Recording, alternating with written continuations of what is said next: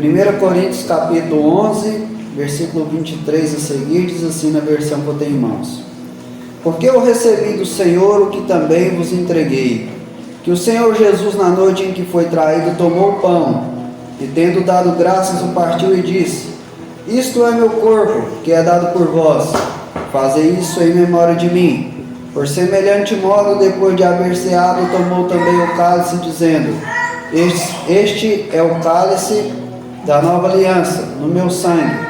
Fazei isso todas as vezes que beberdes em memória de mim. Porque todas as vezes que comerdes este pão e beberdes o cálice, anunciais a morte do Senhor até que Ele venha. Amém? Amém. Glórias a Deus. Vamos fazer mais uma breve oração. Pai, graças te damos, ó Pai, por essa oportunidade.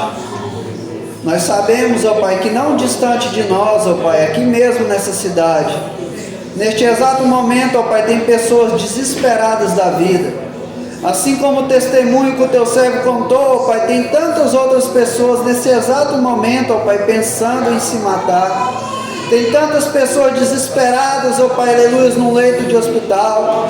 Tem tantas pessoas, ó Pai, aleluia, desesperadas porque não conseguiram, ó Pai, aleluia, um emprego para colocar o pão dentro de sua casa. Quem sabe aqui, ó Pai, dentro do culto tem alguém angustiado, pensando como eu vou fazer para suprir, ó Pai, aleluia, para honrar os meus compromissos. Mas nós te louvamos, te engrandecemos e bendizemos o teu santo nome, porque nós cremos, ó Pai, que nós estamos aqui peregrinos nessa terra, e nós sabemos, ó Pai, que em breve o céu, ó Pai, vai se abrir, ó Pai, e o Senhor vai nos buscar, para nos levar, ó Pai, para morar com o Senhor. Meu Pai, em nome do Senhor Jesus, nos usa, ó Pai, nessa palavra aqui nesta noite, ó Pai, em nome de Jesus. Amém. Meus irmãos, o culto de ceia é um culto muito especial, por vários motivos. E um dos motivos que eu acho para mim, um dos motivos para mim que o culto de ceia é muito especial, é porque assim como Deus é 3 em 1, a saber, Pai, Filho e Espírito Santo, o culto de ceia também é 3 em 1. Como assim? O texto que nós lemos diz o seguinte: fazer isto, ou seja, presente, tempo presente, em memória de mim, ou seja, tempo passado, até que Ele venha, ou seja, futuro. Então, o culto de ceia também é 3 em 1, e isso é muito interessante, porque nos faz esquecer um pouco aqui do nosso tempo cronos e nos conectar com o Kairos de Deus. Aleluia! Glórias a Deus. E certa vez, meditando nessa mensagem da ceia, Deus me deu uma palavra com o título Santa Ceia, Fé, Reflexão e Resposta. Por que fé? Porque quando o texto diz fazer isso presente, tudo que nós fazemos é por fé. Direto ou indiretamente, tudo que nós fazemos é por fé. Até quem não é crente faz as coisas por fé. Não sei se você já parou para pensar nisso. Por quê? Por que uma pessoa, ela que não é crente, por que ela levanta cedo, numa manhã de frio, e vai trabalhar? Porque ela crê que ela precisa do salário no final do mês. Por que uma pessoa, hoje nós fomos um pouquinho ali na praia à tarde, e eu pude observar alguns jovens, né, bebendo, prostituindo. Por que eles fazem isso? Porque eles creem, eles acreditam que aquilo ali é a melhor forma de viver a vida. Então tudo o que a gente vai fazer é por fé. Então Deus me deu essa mensagem, Santa Ceia, fé, reflexão. Por que reflexão? Fazer isso em memória de mim. Quando nós lembramos tudo o que Jesus fez por nós, vem uma reflexão na nossa vida, né? Vem uma reflexão. Quando nós vamos analisar tudo o que Jesus, como homem, fez por nós, é uma reflexão muito profunda. E resposta por quê? Porque quando a Bíblia diz até que Ele venha, todos aqui acreditam que vai existir um arrebatamento, sim ou não? Aleluia. Todos nós acreditamos. Nós estamos aqui falando aqui no culto de Santa Ceia o quê? Senhor, o nosso compromisso está de pé. Se o Senhor vier hoje, o compromisso está de pé. Nós estamos aqui em memória do Senhor, fazendo isso por fé, o compromisso está de pé. Então, quando nós falamos sobre a volta de Jesus, isso automaticamente tem que trazer para nós uma resposta. Tem que trazer. Se você estiver andando na rua e você vê uma criancinha do tamanho da minha princesinha ali, Manuela, for correr na frente de um carro, você vai fazer o quê? Você vai deixar ela correr e entrar? Não vai. Vai correr para tentar salvar, não vai? Por quê? Porque você sabe que aquilo ali pode ser um acidente fatal. E quando nós entendemos que Jesus morreu por nós, e que existe um céu, e que existe um inferno, e quando nós fazemos essa reflexão, quando nós vemos alguém que está distante dos caminhos do Senhor, como o irmão bem diz, presbítero Daniel, nós temos que dar uma resposta. Porque você vai deixar alguém ter uma morte eterna? Nem uma morte aqui desse corpo carnal você não vai deixar ninguém morrer, você vai deixar alguém morrer, alguém ter uma morte eterna. Então nós precisamos dar uma resposta. Quando nós começamos a pensar na eternidade, nós até esquecemos as contendas com aquele colega de trabalho, nós até esquecemos as contendas com o vizinho. Talvez alguém aqui mora perto de alguma casa que é de aluguel para a praia, e às vezes chega ali aquela turma barulhenta, bebendo cachaça, fazendo barulho e sonzão. Você até esquece um pouco disso aí, porque você pensa assim, existe uma eternidade, e essas pessoas estão aí caminhando a passos largos para o inferno, e elas necessitam da minha oração. Já que eu não vou dormir, Deus, eu vou orar para esse povo. Na nossa casa lá, a de cima é de aluguel, a de baixo é de aluguel, a do fundo é de aluguel, a da frente também era, agora a dona foi morar lá. Nós já sofremos muito com isso, mas sempre quando chega as pessoas tribuladas, nós buscamos ao Senhor e pedimos a salvação dessas pessoas. Porém, se nós fôssemos falar aqui desses 3 pontos hoje, o tempo não daria. Eu quero falar só sobre o segundo ponto, reflexão. Quero só refletir aqui com vocês sobre 3 promessas que Jesus fez para nós quando Ele estava aqui na terra como homem. A primeira promessa está lá em Mateus 16, versículo 18, quando Ele diz para Pedro, fala assim: Pedro, tu és pedra, e sobre essa pedra eu edificarei a minha igreja, e as portas do inferno não prevalecerão contra ela. Meus irmãos, essa promessa é tão profunda, mas tão profunda, quando ele fala assim que as portas do inferno não prevalecerão contra a igreja. Desde quando a igreja começou, irmãos, humanamente falando, ela tinha tudo para dar errado.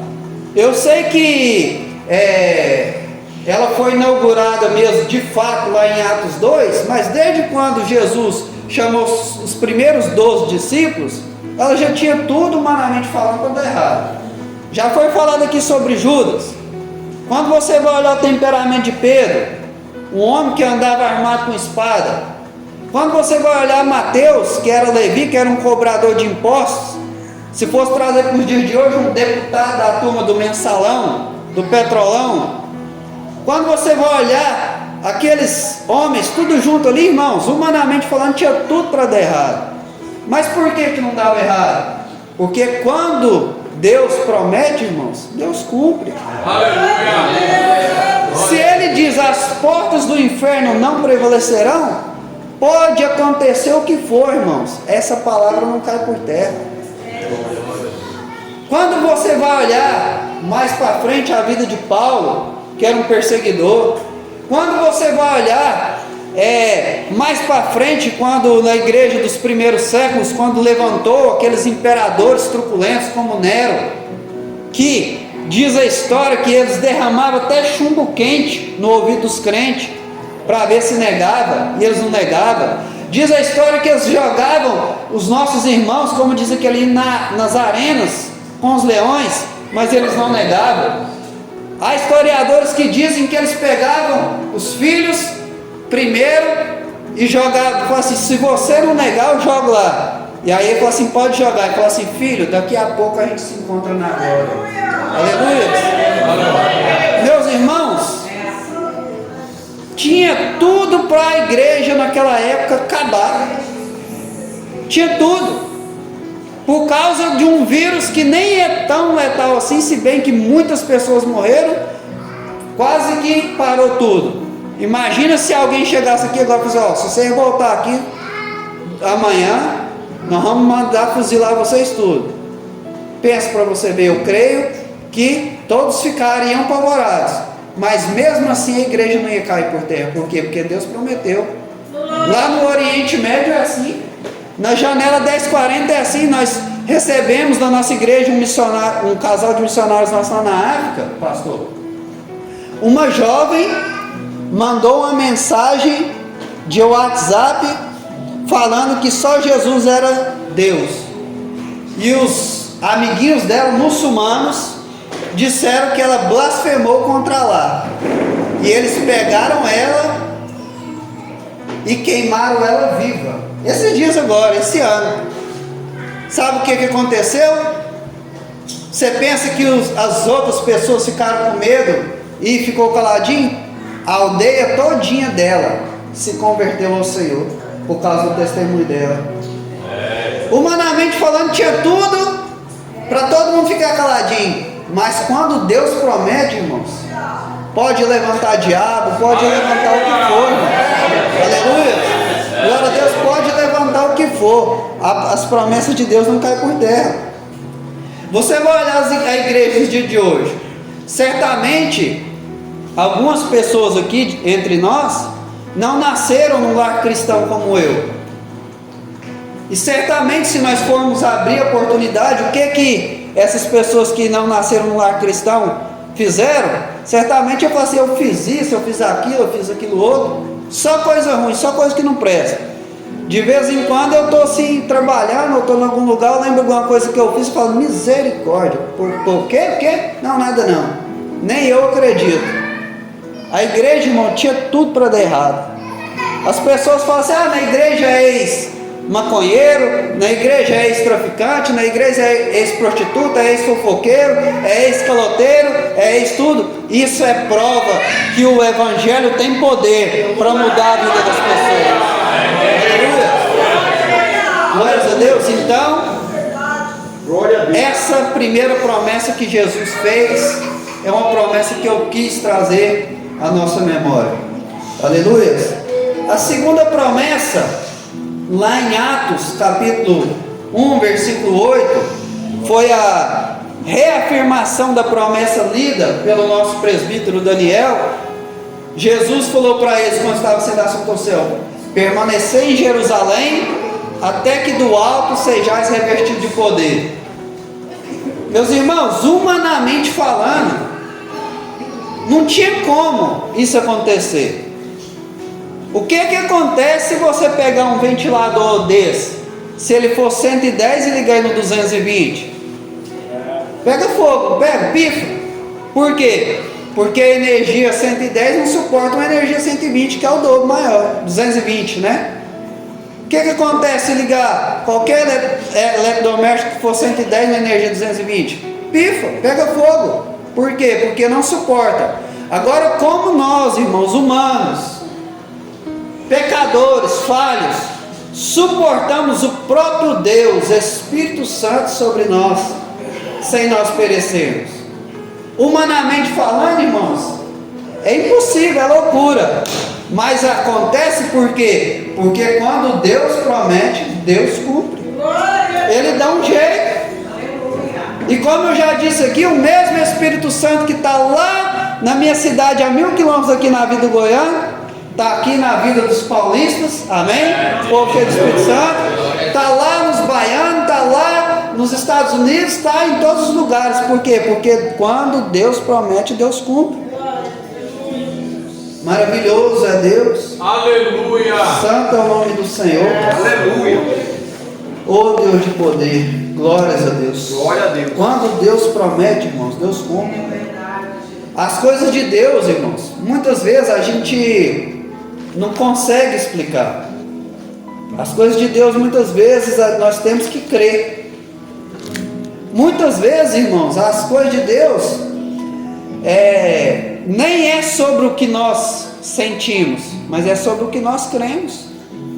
Quantas vezes você chega cansado do trabalho, e aí você sente aquela vontade de ficar quieto, mas você vem para a igreja por quê? Porque você crê que isso é o certo. Porque você crê que isso é o certo.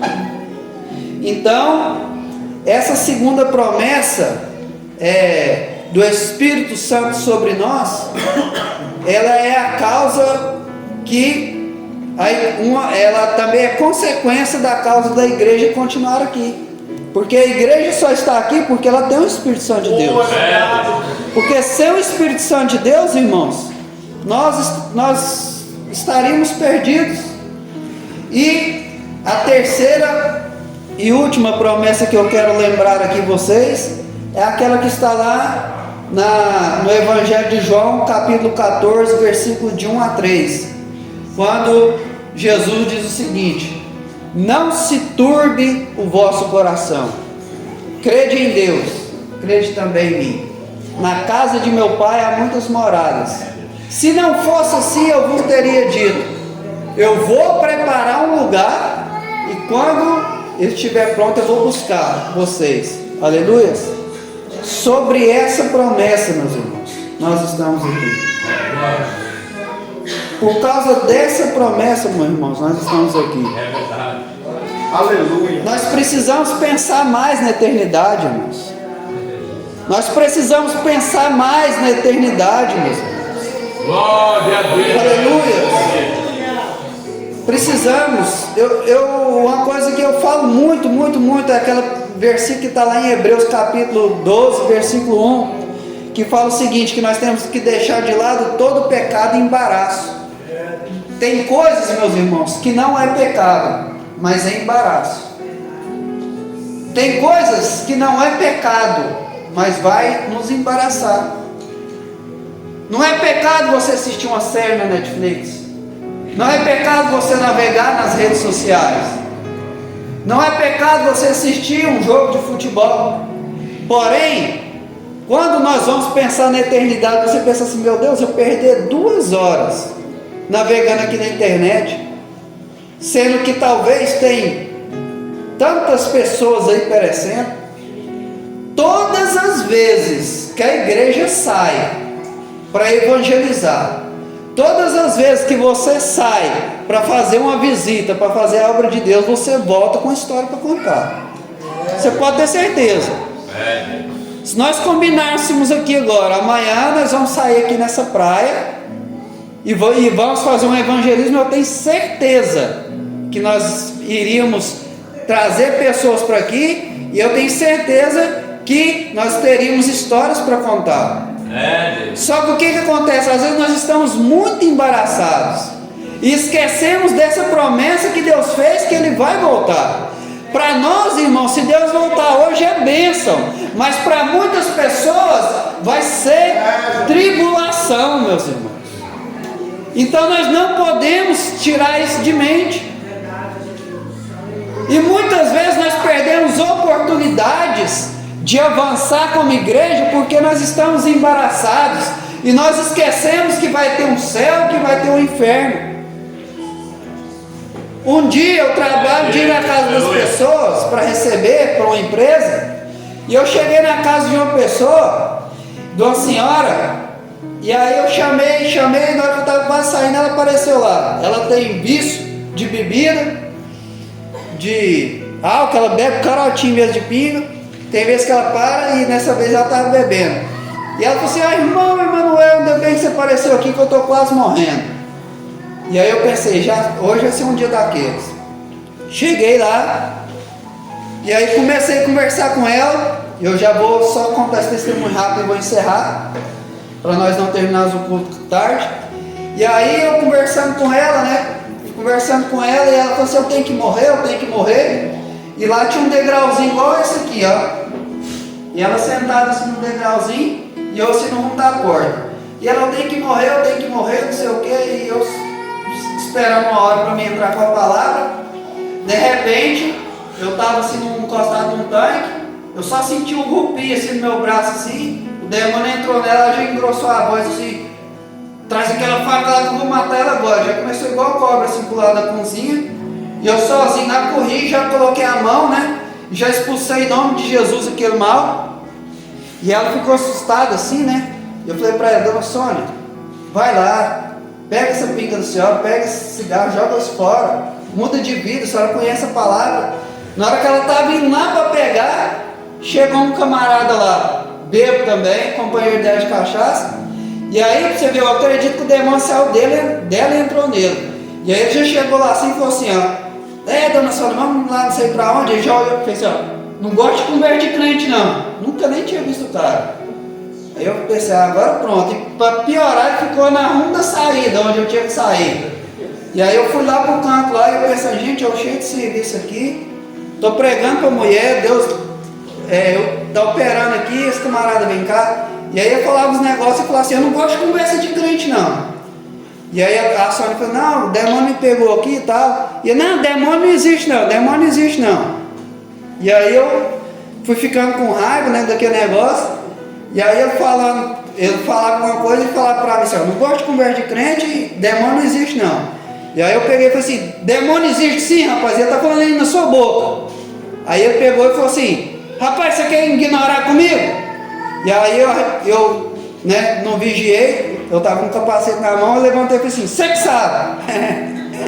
Aí você vê, tem hora que se não for Deus, a gente perde a linha, né? E aí ele pegou e falou assim: Dona Sônia, pega uma Bíblia lá que eu vou mostrar para esse cara que eu sei mais de Bíblia que ele. Ela olhou para mim assim e falei: pode pegar lá. Aí eu sentei: Senhor, tem misericórdia de mim, Senhor, tem misericórdia de mim, me ajuda aqui, o que esse homem vai arrumar agora? E aí ele foi, pegou a Bíblia, estava bêbado demais, ele pegou a Bíblia, abriu de cabeça para baixo, olhou assim, falou assim: eu não estou conseguindo ler não, lê aqui. Me entregou na Bíblia o texto que eu estava pregando para a mulher. Aí na hora que eu olhei, eu falei assim: aqui, Dona Sônia, o que eu estava falando aqui para a senhora, aqui agora? Aí ele falou assim: é mesmo, a senhora tem que ir para a igreja mesmo. E me desculpe. Eu falei: me desculpa também, abracei lá. Por que eu estou contando isso? Quando você se dispõe a fazer algo para alguém, irmãos, Deus opera. Você tem experiência para contar. Se ela chega lá daquele jeito e fala que está precisando, eu falo assim: não, me paga aí que eu vou embora. Não ia ter essa história para contar, não ia ter essa experiência. Quando Jesus mandou os 12 discípulos de 2 em 2, eles voltaram falando: até os demônios submetem a nossa autoridade, nós curamos no teu nome. Então, igreja, em nome de Jesus, vamos deixar os embaraços, vamos lembrar, nós estamos aqui em memória dele, vamos lembrar que vai existir um dia que o céu vai se abrir.